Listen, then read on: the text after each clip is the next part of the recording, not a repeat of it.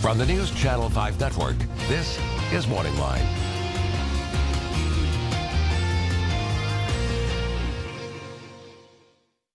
Good morning, everyone. Thanks for joining us on MorningLine. Nick Barris here on a Tuesday.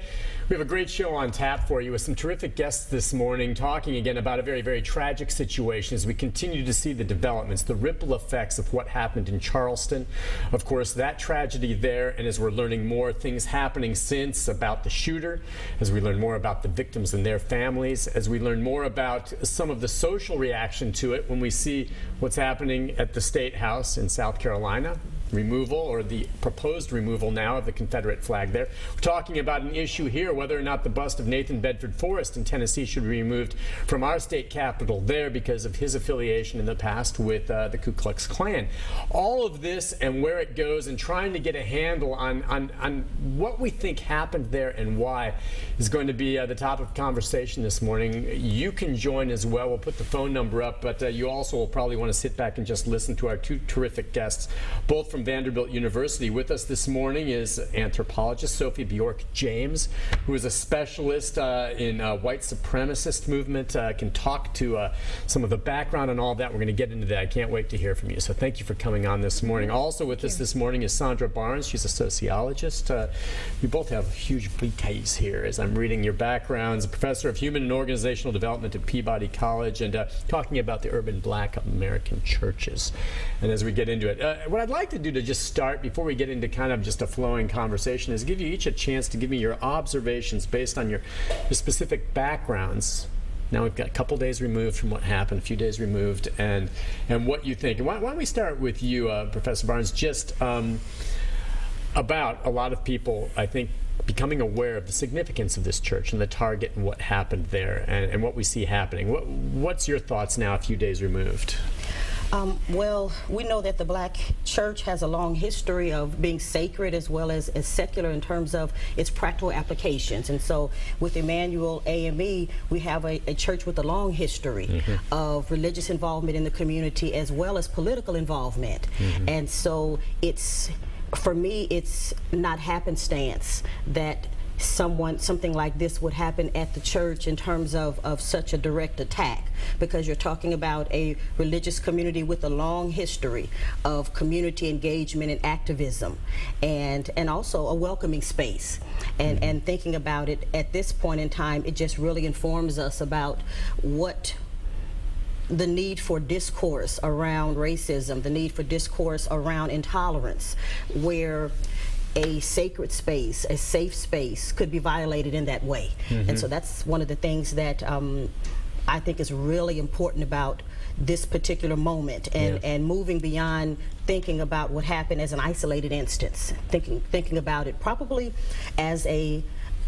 more prudently as a systemic problem. And we can talk about that a little bit. We'll definitely get more into that. And clearly, I think you're probably right. The accused shooter in this case must have done some degree of homework to have targeted such a significant church in Charleston. It was not happenstance. And maybe for you, Professor Bjork James, as we kind of look at this accused shooter, Dylan Roof, and you know, the thinking that maybe went into it, do we believe, or do you believe with what we're learning more, that he's a white supremacist? You said a white nationalist. What's the difference? Right. So in the manifesto that we think is attributed to him, he claims to be a white nationalist. But for me, who's been observing the white nationalist movement for the past 10, 11 years, basically as soon as I heard the statement that he is purported to have made during the massacre, I knew that he had been influenced by white nationalist thinking. And again, what is the difference between a white nationalist and a white supremacist? I kind of lump them together, but I'm not sure. And I think it's smart to lump them together because basically in the 1980s and 90s, as racism became more of an unacceptable viewpoint in dominant U.S. culture, the white supremacist movement knew that they had to kind of reshape their image. I see. And so they decided to call themselves white nationalists, and taking a lot of language from the civil rights movement, saying, why can't we have a White History Month?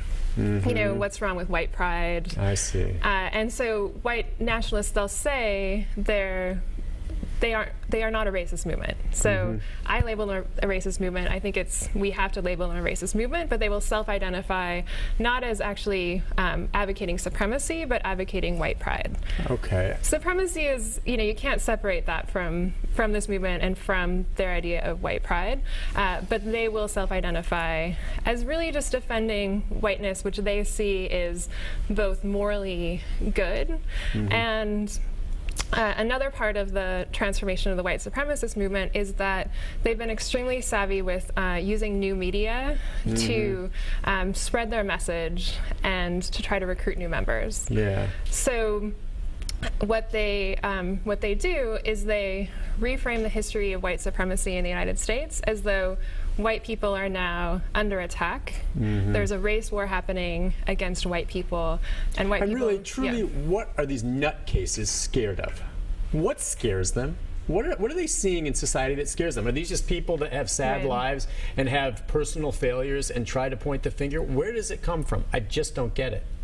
Well, it comes from U.S. history. I mean, there's the Southern Poverty Law Center has done a study of kind of the lone wolf shooters, such as Dylan Roof, who are typically people who are disaffected white men who are economically marginalized, who can't find work, who aren't successfthem in their relationships or not successful in any relationships. So they kind of latch on to this ideology. And then instead of them having to feel like a failure, they say the system is actually against me now. But you also can't understand this movement outside of the context of U.S. history. In the 1920s, there was estimated between 3 and 8 million members of the KKK across the United States. They took over state houses, presidents, identified with the Klan. So this is a part of our history that isn't going to go away anytime soon. But after the civil rights movement, it's kind of moved more to the margins and taken on a new life of its own online. Professor Barnes, as we talk about Dylan Roof, what I'm intrigued by is I don't know exactly where it was he became radicalized. I think there were some writings that he kind of did some research on his own after the Trayvon Martin incident and then started looking at, shootings, and somehow he felt that blacks were shooting more whites. But then did he not go to this church and sit there for an hour? Exactly. And I was trying to imagine he may have been the only white person there, but I mean, as you understand it, and does it surprise you at all that the congregation there welcomed him, and that there were some thoughts, I think I was reading, where he felt, these people are so nice. Am I going to shoot him? But then he decided he had to do it. But that's kind of the culture. You have this white guy walk in to sit down with him, and what do you imagine happened in the chamber there? Well, I mean, that they welcomed him, right? Very, very common on a Tuesday night or a Wednesday night to have prayer meeting and Bible study in black churches across the country. And so the whole kind of premise is whosoever will, let him or her come. And so it's a welcoming space. And so as a white person coming in, he would have been welcomed and probably persons being overly attentive to him to make sure that he felt welcome. And so you have, again, a safe space where people feel safe, and also they feel safe letting visitors in. And so it was a perfect context for something that troubling, because he was going to be welcome, and people were not going to be suspicious that this is someone who is coming in seeking safety and potentially seeking some type of spiritual solace. Yeah, and that they would embrace something along those lines. Let's take a phone call. The fact that they let him in and talked, and then what happened just makes it all the more tragic. But let's hear from, real quickly before we take our first break, Tommy. Good morning. Hi, Tommy. Good morning, Nick. How are you doing? Good. I have a couple of comments here, and I don't mean to sound racist or nothing. I'm not. And I fly the Confederate flag for history. I'm not prejudiced. I got just as many black friends as I do white. I'm also a Native American, and I'm very disgusted with the way things are happening out there. I pray for those people that got killed. And I feel sorry that it took one man to make a mistake and then try to start a war. I don't want to see a civil war happen in this country again. I understand. Let me ask you this real quick question, and then you may have a question for our guests. As you say, if you have a lot of African-American friends, and I believe you, I'm curious, if you have a good friend, and maybe they don't feel this way, but I'm guessing they probably do. I'm guessing your African-American friends aren't thrilled with the fact that you're flying the Confederate flag because it represents something different to them, perhaps, than it does you. If you feel as though you're offending your friends, why the heck do you fly it? I mean, how about just common courtesy? I mean, is it that important to you all these years later to fly the Confederate flag if you know it's insulting someone? Well, I'm just curious. Is it that big a deal? Care about me flying it. They know it's a history thing, and I know I'm not prejudiced. Okay. So no, like I said, I'm a Native American. If I was going to feel prejudice, I would feel prejudice against the American flag because of what they've done to my family during the Trail of Tears. Understandable. All right, listen, I hear, and again, I don't know that anyone is saying if you have a personal right in this country and our freedoms to fly the American flag or the Confederate flag wherever you choose. I think the issue is, publicly sanctioned. Public spaces, okay, exactly. But I guess that segues us to the Confederate flag and the issue here. And I have a question for each of you. First, in your mind, the Confederate flag.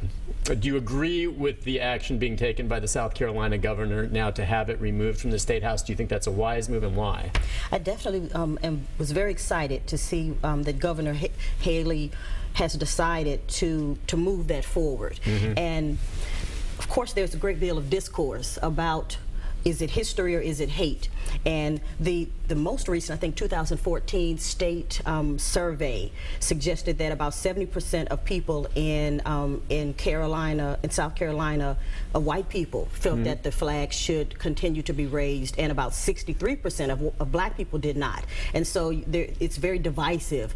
And for that reason, I think it's a good reason to consider it a part of history, a very important part of history, but to put it in a museum, and to, if we're going to really think about reconciliation, if we're going to think about community building moving forward, then it would be prudent to say, well, let's come up with a different flag, a flag that's not so divisive, if we're going to really think about how we're going to engage in racial reconciliation moving forward. Bjork, James, if I could ask you, with regard to the Confederate flag as a symbol, have you done any research into what it represents for some of those who are within the white nationalist or white supremacist movement?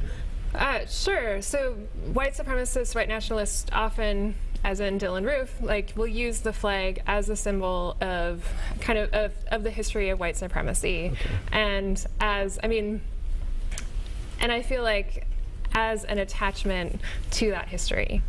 So it definitely symbolically represents white supremacy to the white nationalists, but as Professor Barnes said, also to African Americans. And so for our caller, and I'm sure a lot of the people that are listening, they have an emotional attachment to this flag.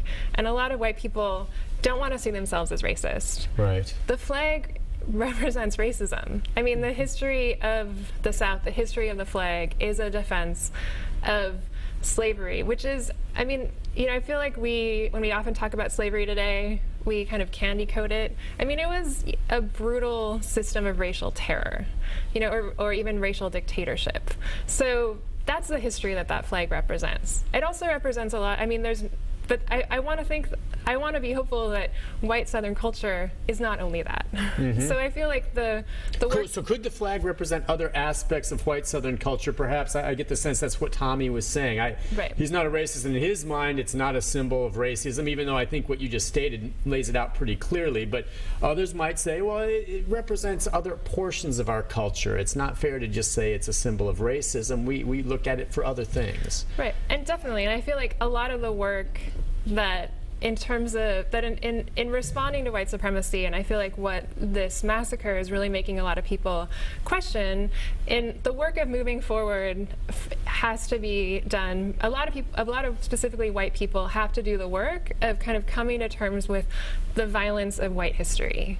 And so I feel like what people like Tommy, but other white Southerners, but also just white Americans have to do is say, there's a lot of great things about my particular culture, my ethnic culture, but also white culture, but it's also tied to a history of racial terror. So how do we move forward in an anti-racist way, so that we're, you know, not having to say like all of it was bad, but say some of it was good and some of it was horrible, and we're not going to bring the horrible forward. And so, and that's what maybe the flag does, at least for some, and that's why they're going to remove it. And also another important point is the flag symbolizes this notion of entitlement. Meaning whose voice should be the loudest, whose voice should be most prevalent in a discourse, whose decisions should be moved forward more so than others. And so one of the things that you saw with during the massacre and with Dylan was this notion that they're taking over. So part of the white supremacist kind of ideology that is connected to the flag is this notion that we are entitled. We are entitled to be in control. We are entitled to be first. We are entitled to get the best jobs. And so when people with that mindset feel as if other groups like African Americans or Latinos are moving forward, they're moving too quickly, they're getting uppity, then you tend to see a backlash like the massacre. So that notion of entitlement is very important in terms of expectations in terms of power, in terms of economic stability, in terms of employment. And that's embedded in the broader culture, but also embedded in a white nationalist type of ideology. All right, on that note, we need to take a quick break. When we come back, we'll continue the conversation. We've got some phone calls, more of those that we'll take as well. The line's open, 737-7587. Certainly a lot of things to think about, talk about. We'll take a break and be back with more. And if you're on hold, stay there. We'll get you right when we return. We'll be right back.